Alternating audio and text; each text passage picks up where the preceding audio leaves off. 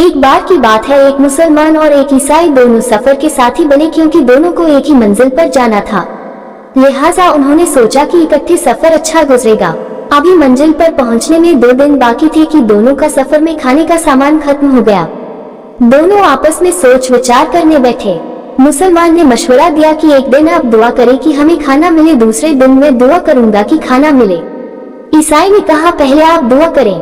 लिहाजा मुसलमान ने एक तरफ होकर अपने परवरदिगार से दुआ मांगी तो थोड़ी देर में एक आदमी गर्म गर्म खाने की तश्त लेकर आ गया। ये देखकर मुसलमान बहुत खुश हुआ कि अल्लाह ताला ने मेरी इज्जत रख ली। खाना खाकर दोनों चैन की नींद सो गए। दूसरे दिन ईसाई की बारी थी। वह देखने में बड़ा सुकून में नजर आ रहा था। उसने एक तरफ होकर दुआ की। थोड़ी देर में पहले दिन से दुगना खाना आया। ईसाई की खुशी की हद न रही। मुसलमान दिल ही दिल में बहुत परेशान हुआ। उसका जी ही नहीं चाहता था कि खाना खाए। ईसाई ने उसे उदास देखा तो कहने लगा आप खाना खाएं तो मैं आपको 2 खुशखबरियां सुनाऊंगा। जब खाने से फारिग हो गए तो मुसलमान ने पूछा कि बताएं क्या खुशखबरी है।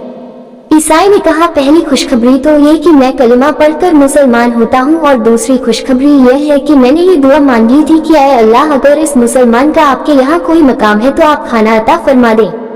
लिहाजा अल्लाह ताला ने खाने की 2 तश्त आपके इकराम की वजह से अता फरमाए।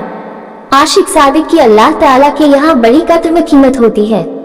प्यारे दोस्तों, अगर आप लोगों को हमारी ये छोटी सी इस्लामी कहानी पसंद आई हो और अगर आपको इस कहानी से कुछ इल्म हासिल हुआ हो तो बराए मेहरबानी इस कहानी को शेयर जरूर कर दें और ऐसी ही और दिलचस्प कहानी हदीस पाक वाली कहानी सुनाने के लिए हमारे चैनल को सब्सक्राइब करें, बेल नोटिफिकेशन को ऑन करें और हदीस पाक वाली स्टोरी को बिना लाइक किया मत जाया कीजिए। जज़ाकल्लाह खैर, खुदा हाफिज।